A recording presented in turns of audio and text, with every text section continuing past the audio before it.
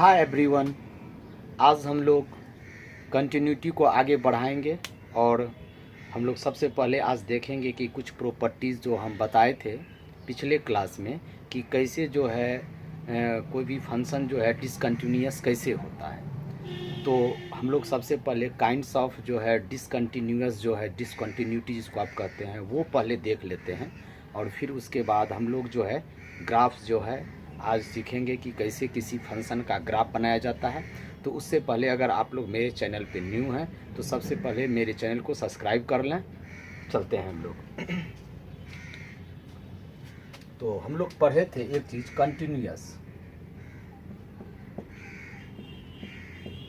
Continuous में हम लोग पढ़े थे कि अगर कोई फंक्शन है x बराबर a बिंदु पर अगर वह संतत होगा तो उसका left hand limit, right hand limit और जिस बिंदु पर आप निकाल रहे हैं तीनों अगर बराबर होगा तो हम लोग इसको संतत कहते हैं। तो लेकिन अगर उसमें से कोई एक बराबर नहीं होगा तो उसको हम लोग तब क्या कहेंगे? असंतत, जिसको कहते हैं डिसकंटिन्यूअस कहेंगे। तो हम लोग उसी पर डिसकंटिन्यूअस पर जो है हम लोग पहले चर्चा कर लेते हैं। तो काइंड्स ऑफ डिसकंटिन्यूटी, तो देखिए यहाँ आप लोग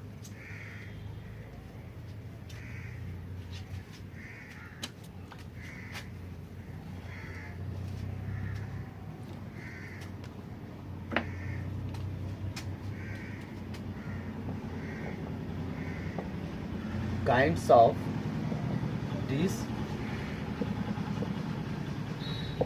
डिसकंटिन्यूटी यानी कि असंतत्य के प्रकार और असंतत्य के प्रकार। असंतत्य के कितने प्रकार होते हैं? तो सबसे पहला है आप लोगों का discontinuity of first kind.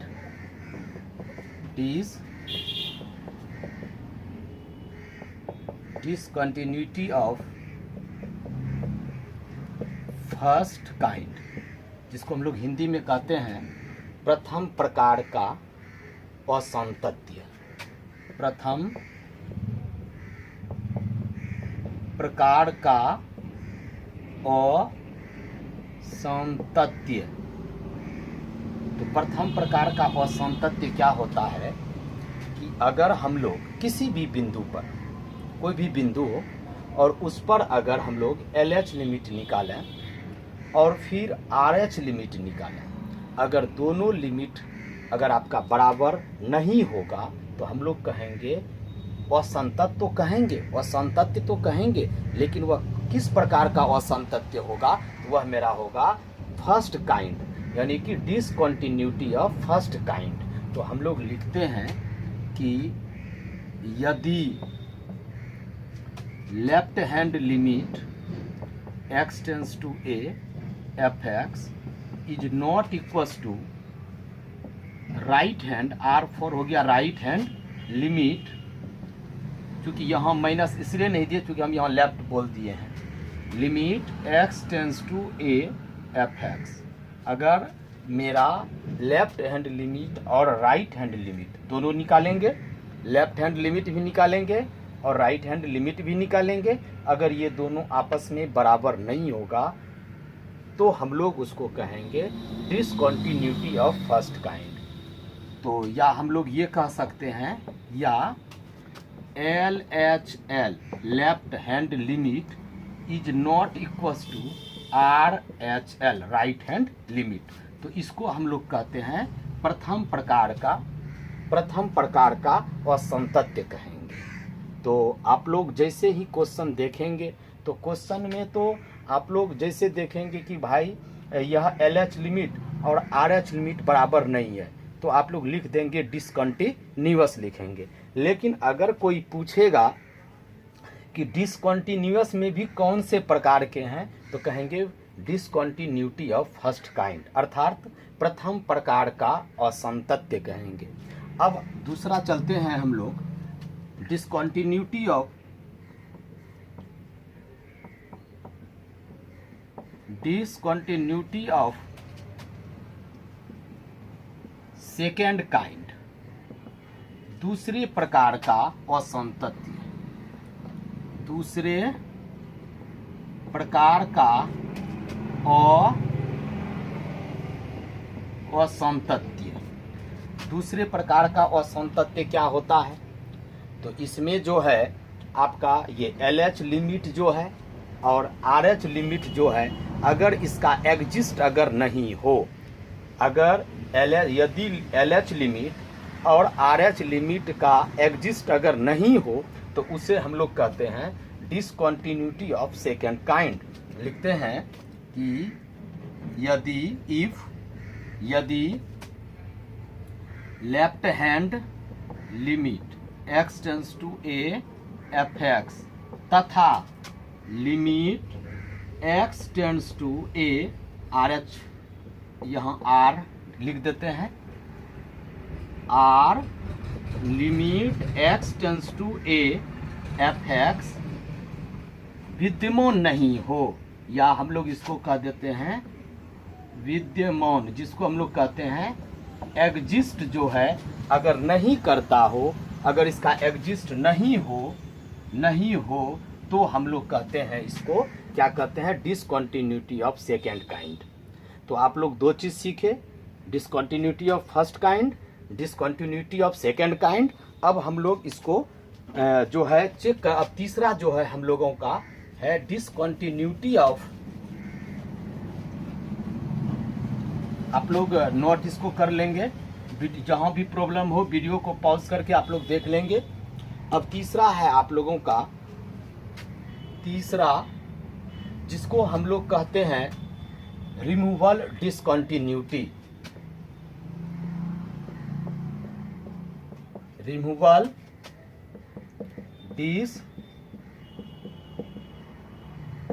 Discontinuity, जिसको हम लोग हिंदी में कहते हैं अपने होता होगा, शायद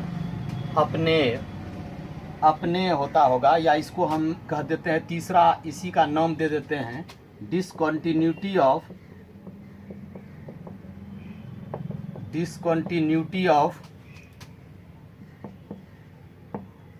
थर्ड काइंड। तीसरे प्रकार का डिसकंटिन्यूटी ऑफ थर्ड काइंड भी कह सकते हैं, जिसको रिमूवल डिसकंटिन्यूटी कहते हैं। तो इसमें क्या होता है आपका तीसरे प्रकार का असंतत्य। तो तीसरे प्रकार के असंतत्य को भी हम ये भी कह सकते हैं रिमूवेबल डिसकंटिन्यूटी, जिसको अपने भरसक कहते हैं, अपने असंतत्य। तो ये क्या होता है कि इसमें आप ये कह सकते हैं कि यदि if left hand limit x tends to a fx equals to limit x tends to, ऐसा करते हैं right hand limit x tends to a fx, ये दोनों बराबर हो बट नॉट fa, अर्थात यानी कि ये जो है लेफ्ट हैंड लिमिट और राइट हैंड लिमिट बराबर हो, लेकिन वह fa जो निकलेगा अगर वो इस सब के बराबर नहीं हो तो इसको हम लोग कहते हैं डिसकंटिन्यूटी ऑफ थर्ड काइंड कहते हैं, या इसको हिंदी में कहते हैं तीसरे प्रकार का असंतत्य कहते हैं। LH लिमिट भी निकलेगा, RH लिमिट भी निकलेगा, दोनों पर फंक्शन का मान बराबर होगा, लेकिन जिस बिंदु पर, यहाँ A बिंदु पर निकाल रहे लिमिट, तो A बिंदु पर अगर निकालेंगे यहाँ फंक्शन का मान इन सब के बराबर अगर नहीं होगा तो हम लोग तब कहेंगे कि यह असंतत्य है। असंतत्य तो कहेंगे, लेकिन उसमें भी कौन सा प्रकार है, तो उसमें कहेंगे यह तीसरे प्रकार का असंतत्य है। एक चौथा हम लोग इस पर तो बहुत, इसको हम ऐसे भी लिख सकते हैं, या इसको हम ये भी कह सकते हैं कि लेफ्ट हैंड लिमिट बराबर right hand limit is not equals to, हम FA भी इसको कह सकते हैं। ये हुआ तीसरे प्रकार का। और एक होता है चौथे प्रकार का, जिसको हम लोग कहते हैं मिक्स्ड डिसकंटिन्यूटी कहते हैं।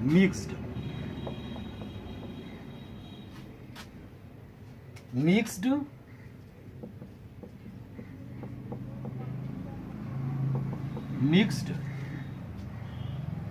डिसकंटिन्यूटी को हिंदी में कहते हैं मिश्रित असंतत्य। मिश्रित असंतत्य। तो मिश्रित असंतत्य में क्या होता है कि यदि यानी कि यदि या limit x tends to a fx या लिमिट राइट हैंड में x tends to a fx अस्तित्व है, एग्जिस्ट करता है, यानी कि या तो इसका अस्तित्व है या फिर इसका अस्तित्व क्या कहेंगे नहीं है।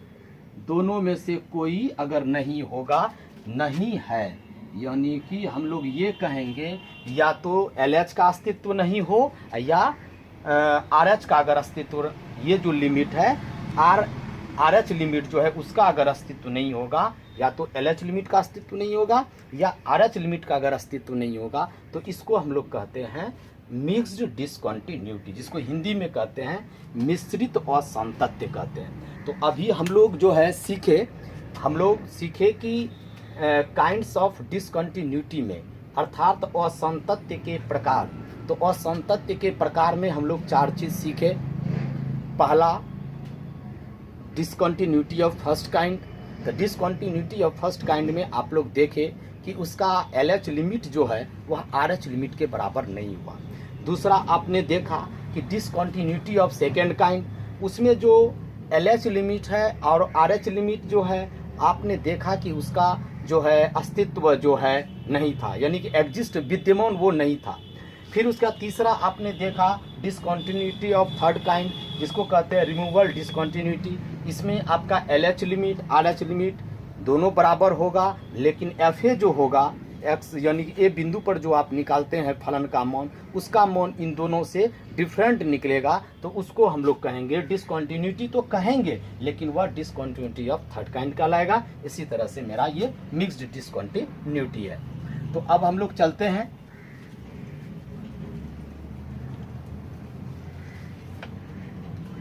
अब सबसे पहले हम लोग कुछ जो है फंक्शन का आप लोगों को ग्राफ सिखाते हैं, और ग्राफ सिखाने के बाद हम लोग चलेंगे कि इसका प्रॉपर्टीज तब क्या है, कौन से फंक्शन संतत होते हैं, कौन से फंक्शन असंतत होते हैं।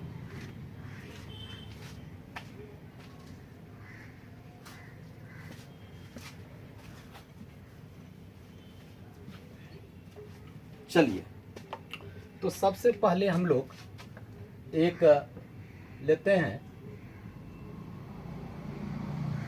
कांस्टेंट फंक्शन लेते हैं। कांस्टेंट मतलब होता है अचर, फंक्शन मतलब फलन, अचर फलन, अचर फलन। तो जैसे y बराबर fx होता है, तो हम लिख लेते हैं इतना बराबर c, जहाँ c जो है कोई एक निश्चित जो है वास्तविक संख्या है। तो y बराबर fx होता है, fx बराबर c ले लिए। तो अगर ये देखिए, ये आप लोग ध्यान से, ये x डैश y और ये आपका y डैश, तो y बराबर c है, तो ये पॉजिटिव हम लिए हैं तो ऊपर जाएगा, अगर नेगेटिव रहता तो नीचे आता। तो हम लोग y बराबर c तो मान लेते हैं ये हो गया, ये इतना सा जो आप देख रहे हैं ये आपका हो गया c हो गया, तो y बराबर c हो गया। तो ये इसका ग्राफ हुआ। तो हम लोग यहाँ देखें कि ये एक जो है कहीं ये नहीं रुका, ये कांस्टेंट फंक्शन हो गया। तो जब हम लोग पूछेंगे, जब डिस्कस करेंगे कि यह जो है कांस्टेंट फंक्शन जो है क्या कॉन्टिन्यूअस होता है, तो कहेंगे जी हाँ, यह जो कांस्टेंट फंक्शन है यह कॉन्टिन्यूअस होता है। तो इसी तरह से हम लोग आगे जो है एक लेते हैं आइडेंटिटी फंक्शन लेते हैं। आप लोग जो है NCERT वगैरह वगैरह बुक से आप लोग जो है उसका हिंदी लिख लेंगे। अगर हिंदी में, अगर इंग्लिश में अगर प्रॉब्लम आप लोगों को होती होगी तो उसका हिंदी आप लोग लिख लेंगे। तो दूसरा है आप लोगों का जिसको कहते हैं आइडेंटिटी फंक्शन कहते हैं। आइडेंटिटी फंक्शन, हिंदी में कहते हैं तत्समक फलन।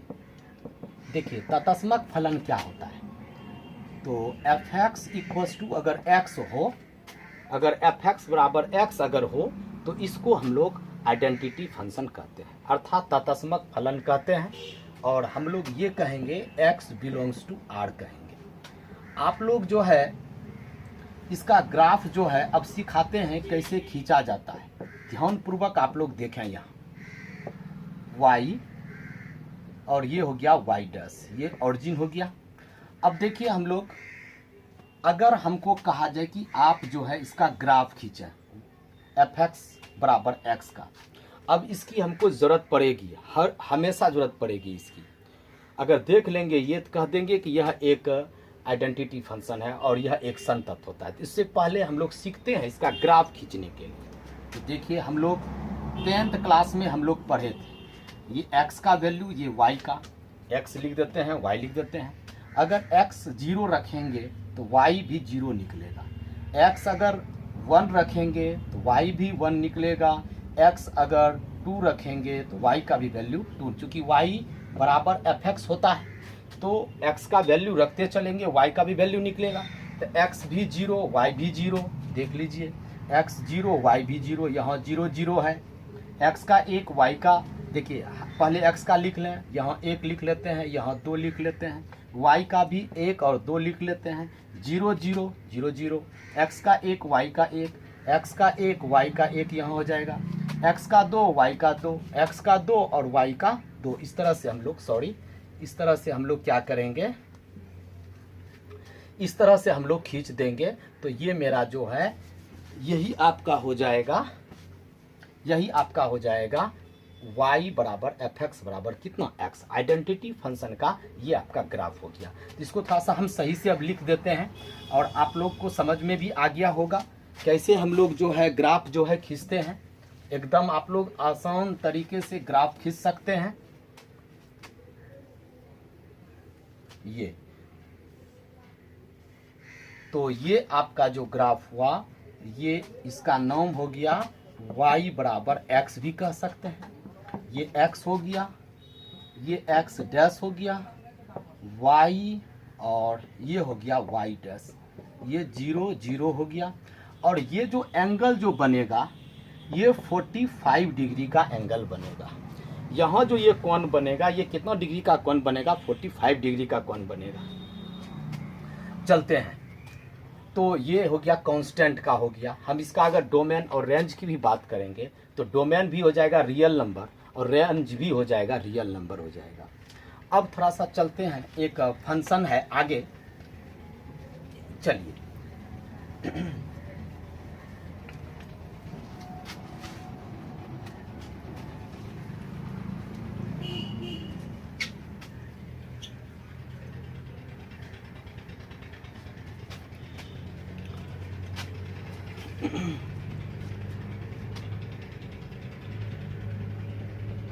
मॉडुलस फंक्शन,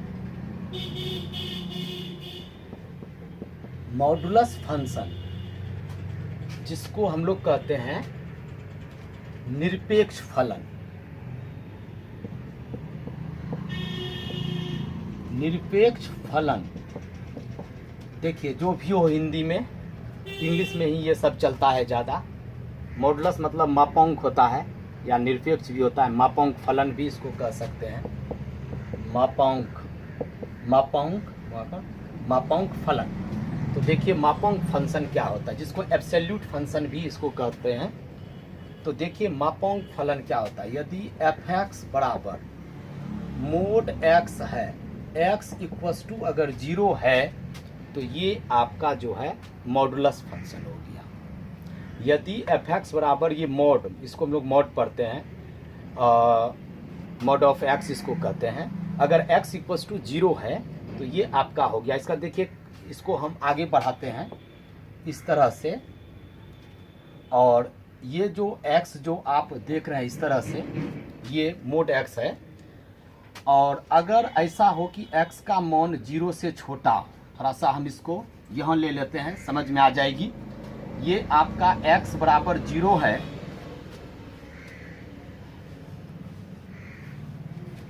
ये आपका जो है, ये आपका यहाँ x इक्वस टू 0 है, और इधर जो होगा x लेस देन 0 होगा, और इधर जो होगा x ग्रेटर देन 0 होगा। देखिए यहाँ अगर 0 है तो इधर का जो मान होगा वह 0 से छोटा होगा। 0 से छोटा मतलब -1, -2, -3, -4, ये सारा वैल्यू नेगेटिव होगा। इधर का जितना भी वैल्यू होगा वो सारा नेगेटिव होगा। और इधर का देखिए ये 0 है, और 0 के बाद जो होगा दायां हाथ आप दायां साइड अगर आप देखेंगे तो ये आपका जो है सारा धनात्मक होगा। यहाँ 0 है तो 1 होगा, 2 होगा, 3 होगा। तो ये x का इधर का जितना मान होगा वह धनात्मक होगा, पॉजिटिव होगा, और इधर का जो मान होगा वह क्या होगा, नेगेटिव होगा। तो हम लोग कहेंगे जब यह मोड से मोड x है तो हम इसको क्या कहेंगे, -x कहेंगे। कब कहेंगे, जब x का मान 0 से छोटा होगा, क्योंकि 0 से छोटा जो होता है नेगेटिव होता है। और हम लोग जैसे चलेंगे x ग्रेटर देन 0, तो x ग्रेटर देन 0 में ये जब बाहर निकलेगा तो यह प्लस बन के निकलेगा, क्योंकि +1 ये x का मान 1, 2, 3, 4, 5 सारे जो वैल्यूज़ हैं वह पॉजिटिव है, इसलिए ये +x होगा और ये -x होगा। और जब x का मान 0 रखेंगे, ये आपका fx बराबर है, अगर x के स्थान पर 0 रखेंगे, यहाँ 0 रखेंगे तो यहाँ भी क्या होगा 0, तो 0 का मापांक क्या होता है, 0 होता है। तो हम लोग जो है कहेंगे कि एक बार -x ये कहेंगे। कब कहेंगे -x, जब x का मान 0 से छोटा हो, कहते हैं x लेस देन 0। और अगर x बराबर 0, तो 0 कब होगा, जब x बराबर 0 लेंगे तो 0 पर फंक्शन का मान कितना होगा, 0 होगा। तो y का वैल्यू कितना निकलेगा, 0। कब, जब x बराबर 0। और फिर उसके बाद जब x का मान 0 से बड़ा होगा तो यह क्या निकलेगा, पॉजिटिव। तो दे देते हैं x जब कब, जब x ग्रेटर देन 0। तो अब हम लोग क्या करते हैं, इसका ग्राफ खींचते हैं। आराम से हम लोग इसका ग्राफ अब खींच सकते हैं। देखिए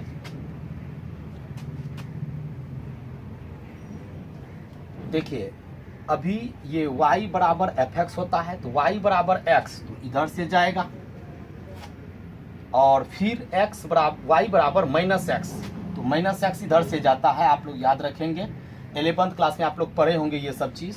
तो ये हो गया y बराबर x, ये y बराबर -x, और यहाँ 0, यहाँ x भी 0 तो y भी कितना, 0।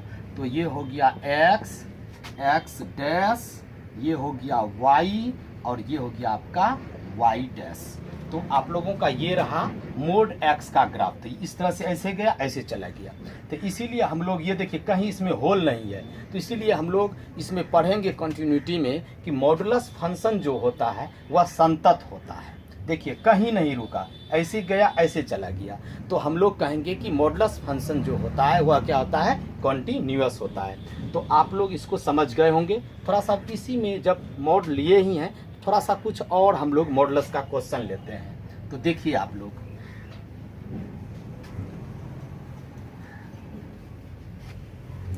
अगर कोई हमसे अभी आप लोग देखें y बराबर mod x, आप देख चुके हैं, ये देख चुके हैं, और इसका आपको फिगर याद रखना है अब कि mod x का फिगर ऐसा होता है, ऐसा होता है mod x का फिगर। अगर कोई हमको दे दे फिगर y बराबर mod x -1 दे दे, कोई दे दे y बराबर mod x -2, y बराबर mod x -3, y बराबर mod x -4। अब ये सब कोई हमको दे दे फंक्शन और कहे कि इसका जो है आप ग्राफ खींचिए, कैसा ग्राफ होगा। तो देखिए आप लोग, बेस अगर याद रहेगा, ये y बराबर mod x का इस तरह से जाता है, यहाँ हो गया 0, 0 हो गया। तो अगर हम लोगों को इसका इन सभी का अगर ग्राफ खींचने के लिए कहा जाए, तो देखिए हम लोग सबसे पहले y बराबर mod x -1 का खींचते हैं। बिल्कुल आसान है, आप लोग भी एकदम अब मेरे साथ बने रहिए। तो ये देखिए आपका x हो गया, ये आपका x डैश हो गया, ये y हो गया, और ये आपका y डैश हो गया। और हम लोगों को एक याद है कि y बराबर mod x का हम लोगों को ग्राफ जो मेन बेस जो है ये हम लोगों को पता चल चुका है कि मोड एक्स का ग्राफ ऐसा होता है। तो हम लोग क्या करते हैं, इसको सबसे पहले कर दिए इस तरह से हम लिख देते हैं कि ये y बराबर भाई मोड x का ग्राफ है।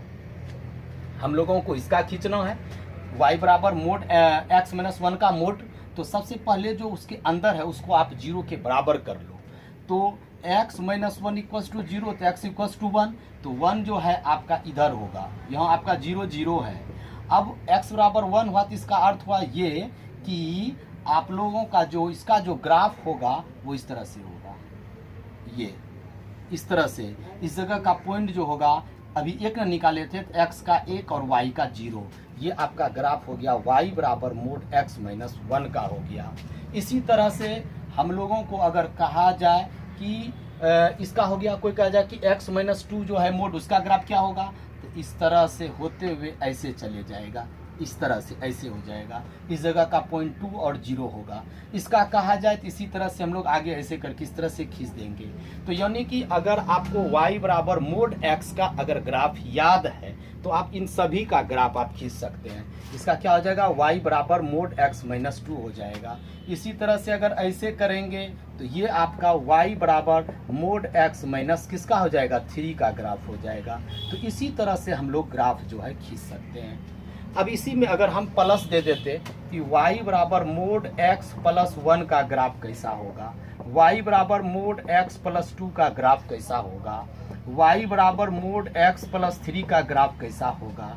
इसी तरह से हम लोग और सब है, इसको हम लोग कैसे, तो मेन y बराबर मोड x का आपको याद रखना पड़ेगा कि कैसा होता है। अब उसी से हम लोग ये सब का बना सकते हैं। देखिए कैसे,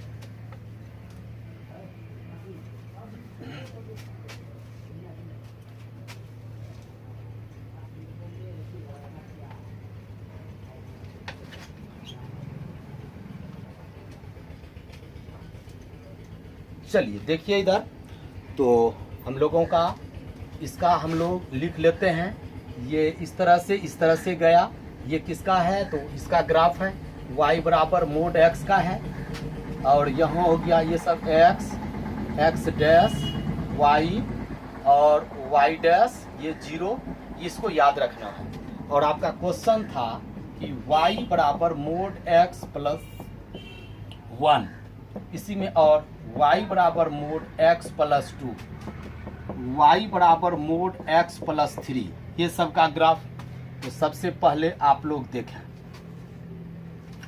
ये आपका x हो गया, ये x डैश हो गया, ये y हो गया, और ये आपका y डैश, और ये 0 0 हो गया। तो सबसे पहले हम लोगों को इसका ग्राफ अति आवश्यक है जानना। तो y बराबर मोड x हम लोग को पता है, देखिए ये हो गया y बराबर मोड x, लिख देते हैं y बराबर मोड x का ये ग्राफ है। हम लोगों को खींचना किसका है, y बराबर मोड x प्लस 1। तो जो उसके अंदर है, देखिए ट्रिक बताते हैं, जो उसके अंदर है तो क्या है, x प्लस 1 है, उसको 0 के बराबर करें तो x बराबर कितना निकला, -1, तो -1 तो इधर जाएगा। तो अब हम लोग आराम से कह सकते हैं, इस तरह से कह सकते हैं, इस तरह से ये हो गया -1, और x एक्सिस पर जब है तो y 0 होगा। तो ये ग्राफ हो गया y बराबर मोड x माइनस ये x प्लस 1 का। इसी तरह से हम लोग इस तरह से ऐसे कर देंगे तो ये आपका y बराबर मोड x माइनस 2, ये x प्लस 2 का हो जाएगा। फिर इसी तरह से ऐसे कर देंगे हम लोग तो y बराबर मोड x प्लस कितना हो जाएगा, 3 हो जाएगा। इसी तरह से हम लोग आगे भी कर सकते हैं। और इसीलिए हम लोग कहते हैं कि modulus function, just I told you before some minutes, the modulus function is continuous at everywhere. So here we see all these are modulus function, and modulus function is continuous at every point. तो इसीलिए हम लोग कहते हैं कि modulus function जो होता है वह प्रत्येक बिंदु पर जो होता है वह क्या होता है, संतत होता है। आप लोग देखिए, इसी में थोड़ा सा अगर आप लोगों को और सीखना है मॉडुलस फंक्शन का, तो हम देखिए थोड़ा सा और सिखाते हैं आप लोगों को।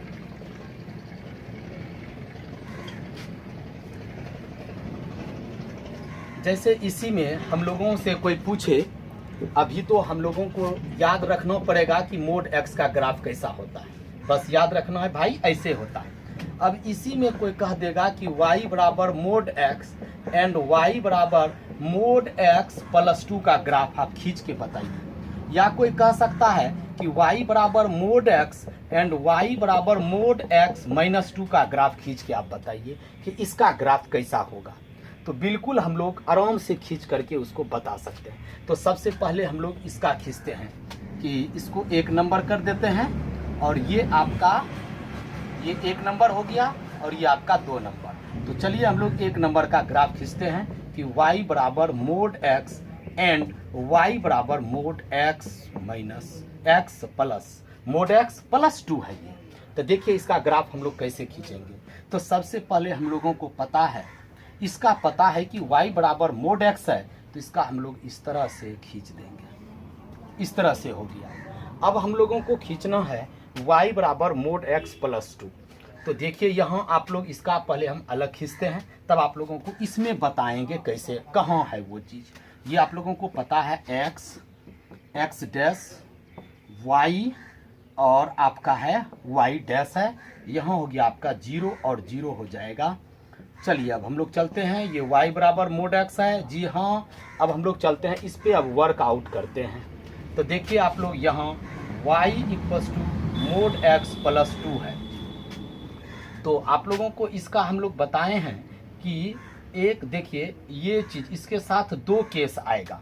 जब आपका x लेस देन 0 होगा तो यह नेगेटिव हो जाएगा, और जब x ग्रेटर देन 0 होगा, x लेस देन 0, तो इसमें नेगेटिव, इससे पहले आप लोग यहाँ पढ़ चुके हैं कि इसमें ये नेगेटिव हो जाएगा, इसमें ये पॉजिटिव हो जाएगा। तो हम लोग तब कहेंगे कि y बराबर माइनस x प्लस 2, और इसका कहेंगे y बराबर कितना हो जाएगा, x प्लस कितना 2 हो जाएगा। एक बार ये नेगेटिव हो जाएगा, एक बार ये पॉजिटिव, तो इस तरह से आपका बनेगा। अब इसका हम लोग खींच देते हैं, तो y बराबर कितना माइनस x प्लस 2 और एंड y बराबर x प्लस 2 का ग्राफ खींचते हैं हम लोग। तो देखिए हम लोग इसके लिए क्या करते हैं, आप लोग को याद होगा, आप लोगों को याद होगा x y, इसके लिए भी हम लोग करते हैं x और कितना y।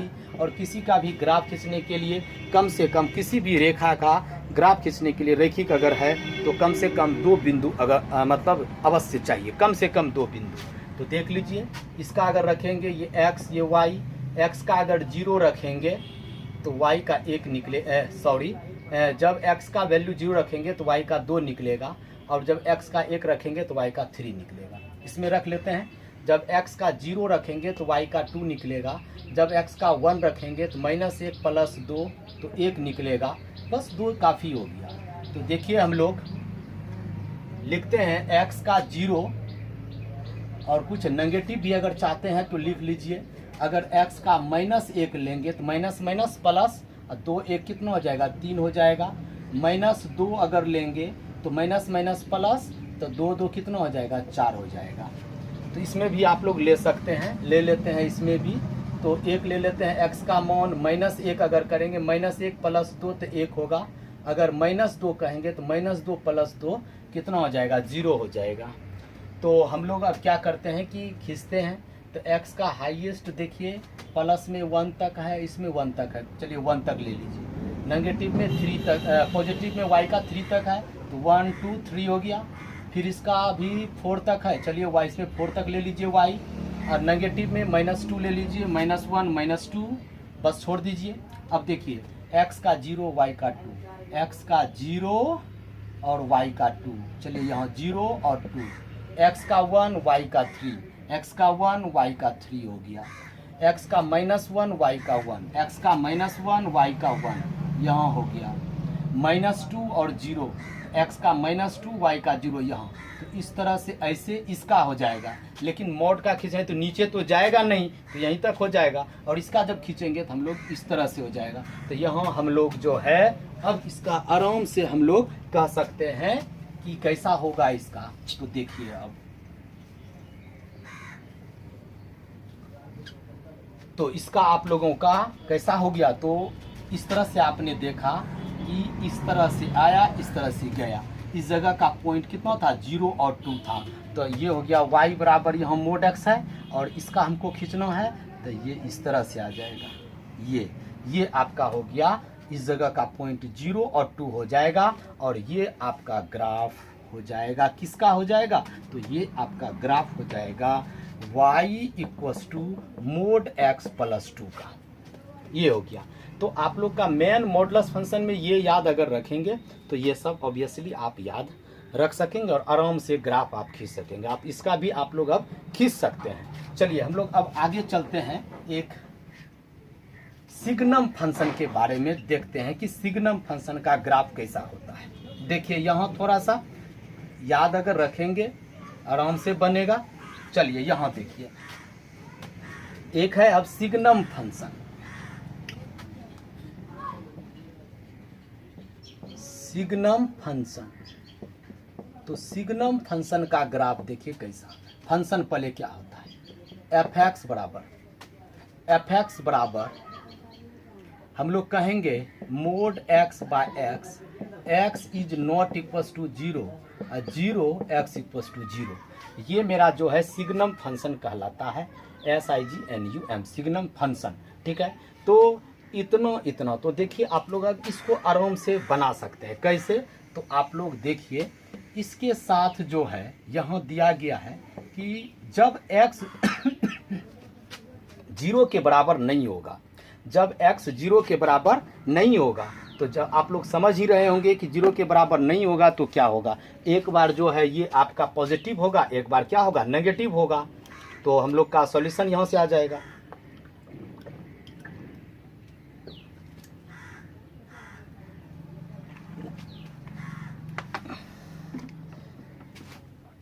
हम लोग कहेंगे,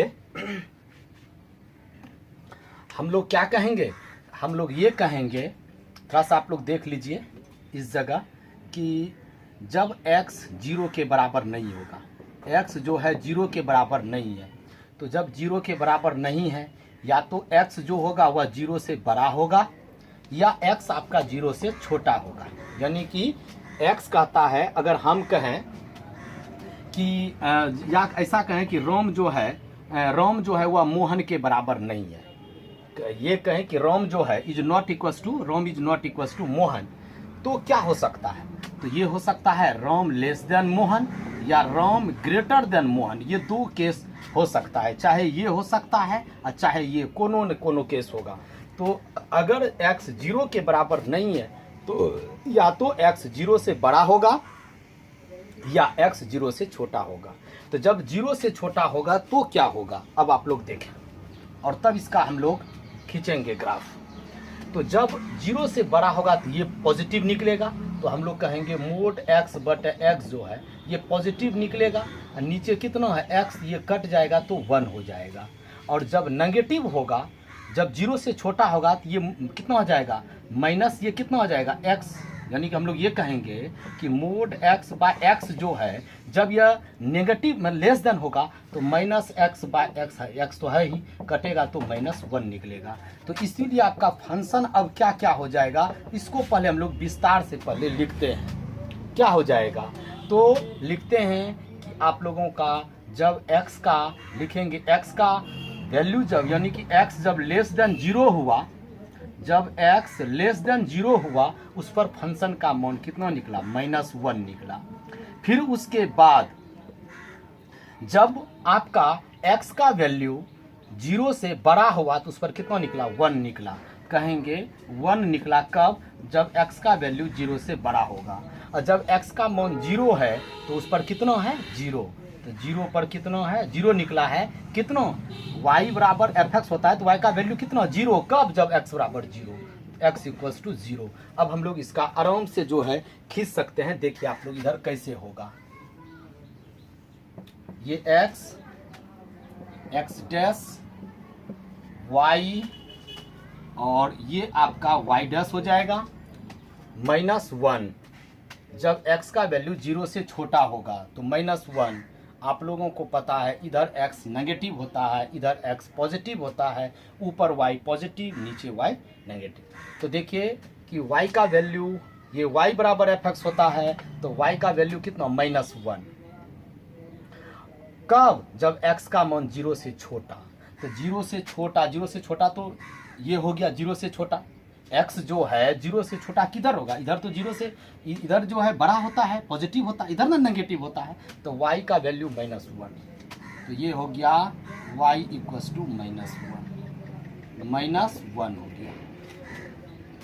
फिर उसके बाद +1, जब x का मान 0 से बड़ा तो y का मान कितना 1, तो ऊपर y धनात्मक नीचे y ऋणात्मक, तो ऋणात्मक -1 है और प्लस में जाएगा तो ऊपर जाएगा, तो ये x ग्रेटर देन 0, तो ग्रेटर देन मतलब 0 से बड़ा तो इधर ना जाएगा, तो हम लोग इस तरह से ये गैप इसलिए किए, ये जो आप देख रहे हैं ये इसलिए किए कि ये 0 इस जगह सम्मिलित इसमें नहीं है, क्योंकि यहाँ x कभी 0 नहीं होगा, अगर x 0 हो जाएगा तो यह अनडिफाइन हो जाएगा, ये फंक्शन डिफाइन नहीं होगा, क्योंकि हर कभी भी शून्य नहीं हो सकता, इसलिए इस जगह हम ये गैप कर दिए कि ये मान इस जगह सम्मिलित नहीं है, ये 0 वाला मान सम्मिलित नहीं है, ये y बराबर 1 हो गया, और यहाँ हो गया आपका 0 है ही, x भी 0 तो y भी कितना 0, तो ये हो गया आप लोगों का सिग्नम फंक्शन। तो हम इस तरह का फंक्शन अगर कहेंगे यह कंटिन्यूअस है या डिसकंटिन्यूअस है, तो कहेंगे कि यह जो है आपका डिसकंटिन्यूअस है, यह कंटिन्यूअस नहीं है। सिग्नम फंक्शन क्या होता है, डिसकंटिन्यूअस होता है। तो एक हम लोग जो है अब ये आप लोग सीख लिए, अब थोड़ा सा आगे चलते हैं।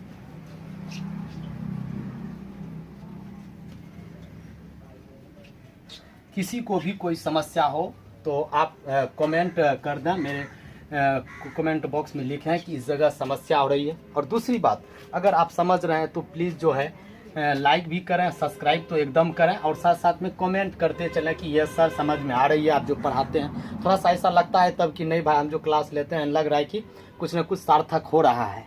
चलते हैं आगे। एक प्यारा सा, एक बहुत प्यारा सा है, आप लोग देखिए, greatest integer function. Greatest integer function, greatest integer function, इसको हम लोग या ये भी कहते हैं फ्लोर ऑफ एक्स भी कहते हैं, तो वो नहीं लिखेंगे अभी। इसको हिंदी में कहते हैं महत्तम पूर्णांक फलन। महत्तम पूर्णांक, बहुत अच्छा टॉपिक है ये, महत्तम पूर्णांक फलन। सबसे पहले जब ये आप जान जाएंगे और तब उसके बाद हम इसका प्रॉपर्टीज आप लोगों को जब बताएंगे, इसका प्रॉपर्टीज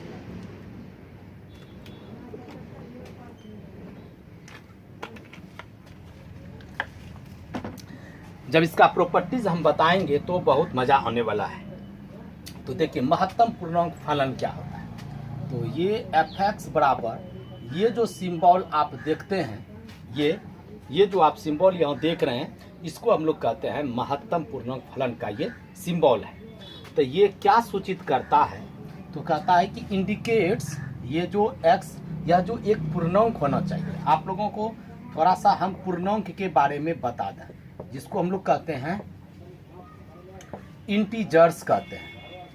इंटीजर्स जो होता है, जैसे ये आपका 0 हो गया, इधर +1, +2, +3, +4 dot dot dot plus infinity ये हो गया, और इधर -1, -2, -3, -4 dot dot dot minus infinity हो गया। तो हम लोग इसी को अगर 0, 1, 2, 3 डॉट डॉट डॉट और इधर -1, -2, -3 डॉट डॉट डॉट अगर इस तरह से सेट में ले लेंगे, तो इसी को हम लोग इंटीजर, या इसको हम i से या हम z से इसको सूचित करते हैं।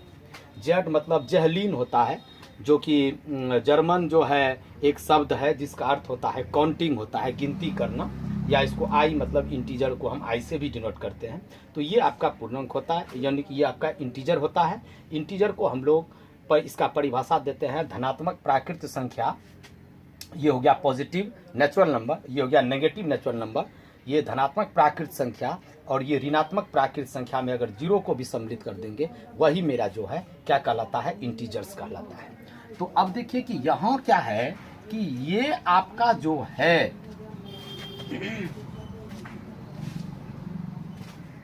चलिए आज जो है यहीं तक छोड़ देते हैं कि कुछ जो है मतलब इसमें ज़्यादा समय लग जाएगा, तो इसीलिए आज इतना सा ही रहने देते हैं। बाय बाय, हम लोग फिर मिलेंगे।